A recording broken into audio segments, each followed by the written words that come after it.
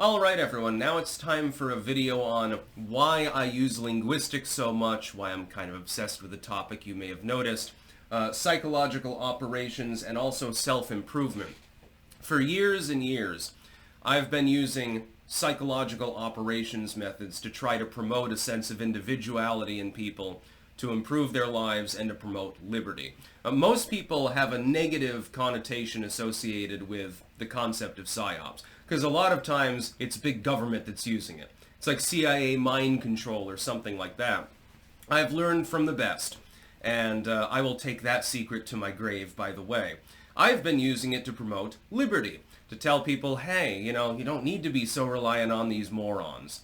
You can do it yourself. You can self-improve. Maybe you drop a vice, maybe you gain a skill, maybe you just vote your own self-interest, which is against authoritarianism, and then go on your merry way. Marginal little improvements can add up. For instance, let's say that you're building a Lego pirate ship. Each individual Lego is very small compared to the set. But when you begin stacking them up, minuscule improvements, little minor things, it's the little things in the world, as Gandalf would say, eventually you've built a pirate ship. It's the same process. It takes a village, so to speak. Little improvements in multiple people's lives. You've uplifted somebody who's suicidal or somebody who's depressed. You've given someone some meaningful advice in order to improve their lives. When you do that, you build a better society. It's a civic interest. It's also a self-interest. Keep this in mind as well. If you're living in a country or a community or a family or something, and you're helping the people around you, sometimes no good deed goes unpunished. But generally speaking, the situation improves. Society is improved. The world is improved. If everyone did this, you wouldn't have to have wars anymore. The authoritarians would lack the power to start them. People should have free speech. They should be able to communicate with one another, even if they're critical of one another, even if they're debating and things like that. If they learn mutual respect and they're improving themselves, improving their lives, it makes a better world. For instance, with linguistics, I did not invent the term legacy media, but now I find that the richest man in the world is regularly using that term. That's partially because I habitually used it and it spread out from me. I got it from Greg Hunter and he got it from an article from the 1990s, actually. That was the first usage of legacy media. He presumptively read that article, it had been used sporadically, and then I watched one of his videos, and I thought to myself, because I like linguistics, I'm like, normally people use the term mainstream media. What does this connotate? This is a psychological op, so to speak. Linguistics is part of it. I said, what does mainstream media encapsulate? Technically, you're trying to use a pejorative. You're saying, okay, well, this is the lame media. And lamestream media caught on for a while. But really, sub-psychologically, subconsciously, what it connotes is that it is the regular media. It is the normal media. It is the right media, in other words. It's not conspiracy theories and disinfo and weird shit and tinfoil hats. It's the mainstream. That's what it connotates. The closest approximation to something that was actually working was corporate media. But even that doesn't really make sense because you don't hate every corporation, do you? Unless you're a hippie survivalist or something like that. Some corporations are better than others. All animals are equal, but some are more equal than others, in other words. But legacy media connotates the fact that they've had their day. They were the media before, but they're no longer the media. They've just got a legacy.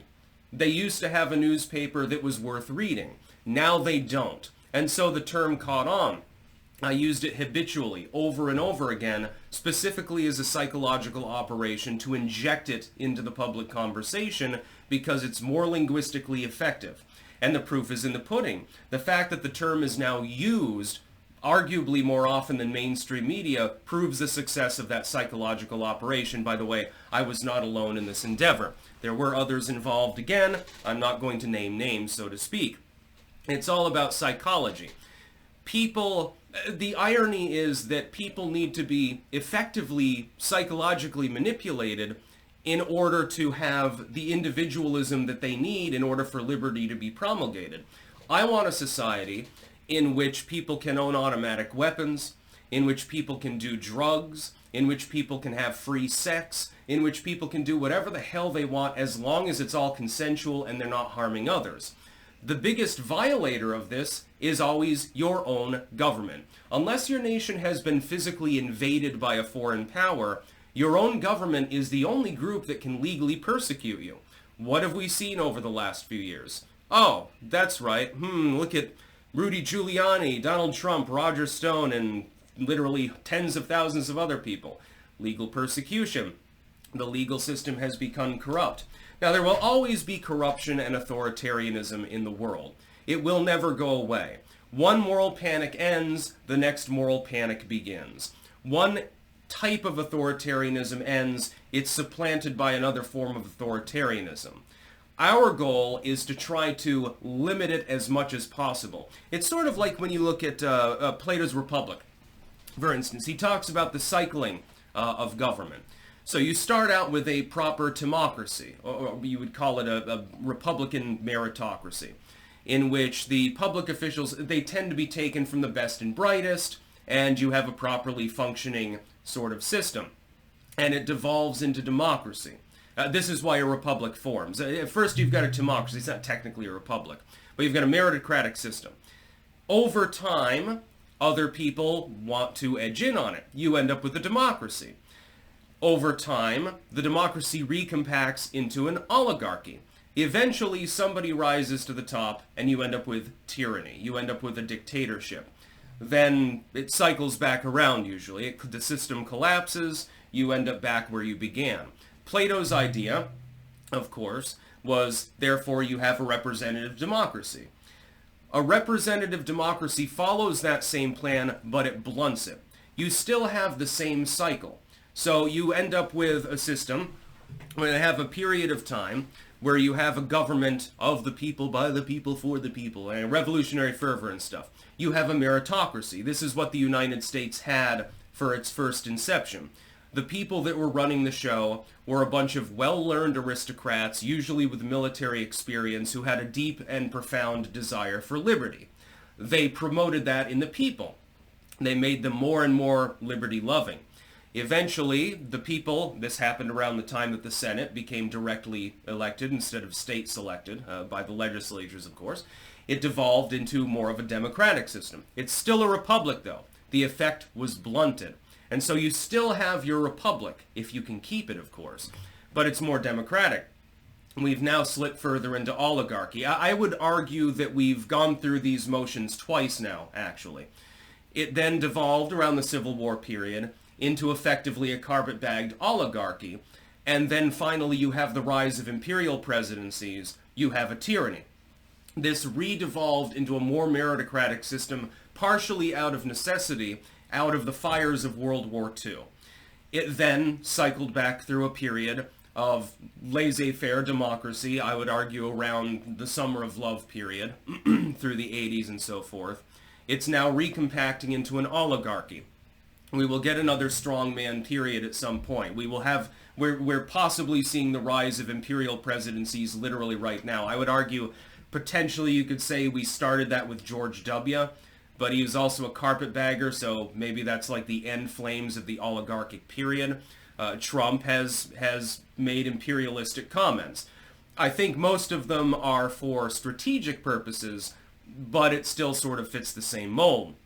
We will then go back to a timocracy. Hopefully. The hope is that we go back to a more meritocratic system. I'm not saying that Trump's doesn't have the merit to run the show. He definitely does, and he seems more libertarian-leaning than any other imperial president that I can think of, other than maybe Teddy Roosevelt on certain issues. But the cycle continues. We're going around the third cycle, so to speak. We're beginning to see the end of the second cycle, in my opinion. But I use psychological operations and language to try to inject things into the public conversation as best that I can, and into people's lives as best as I can, but I'm not doing it for the same reasons as the elites, which is a loose term, because not all of them are terrible people. They're all self-serving, of course, otherwise they wouldn't have risen to the top. But some of them don't want to harm others. In fact, in many cases, it can be profitable to uplift them, and so it seems like with Musk and certain others, that's what they're trying to do. They're trying to break that mold. Trying to break up the oligarchy, ironically, while being part of the oligarchy. So a little bit of a weird socio-political situation at the moment, you will see. I use that to try to convince people, hey, you can do it. You are capable. And by the way, I'm not going to sell you a self-help book. I'm doing this because I genuinely care. Because if the society is stronger and more wealthy and more peaceful, it also benefits me. Part of it will always be self-serving. Charity starts at home. That's just the way that it is. Linguistics forms the backdrop of much of this operation. It's been ongoing now for more than a decade. I became obsessed with the topic after talking with a few other people, mainly associated with the occult, and taking linguistic anthropology at UVM. And I realized how a person's mind can be directly affected by the language which is used. Like, different cultures have different terms for the same thing, but they have slightly different meanings. The way they understand the world isn't quite the same. It's similar, but it doesn't 100% translate. This is why you have different cultures around the world. The culture shapes the language, and the language in turn shapes the culture. It's sort of, again, a cycle, and it continues. Why do you think the French government, for example, has a linguistic purity test for the French language? There's a reason why. It's an authoritarian method of controlling people's minds. Unfortunately, in France, you do have authoritarianism, although it's less authoritarian than some countries, of course. I thought about joining the French Foreign Legion for a while there. I'm like, hey, marching off into a desert and not being shot at, preferably.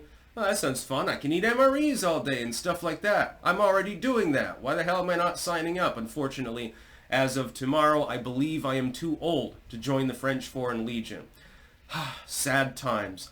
I missed out on being the next Bo guest. That's about all. Peace out.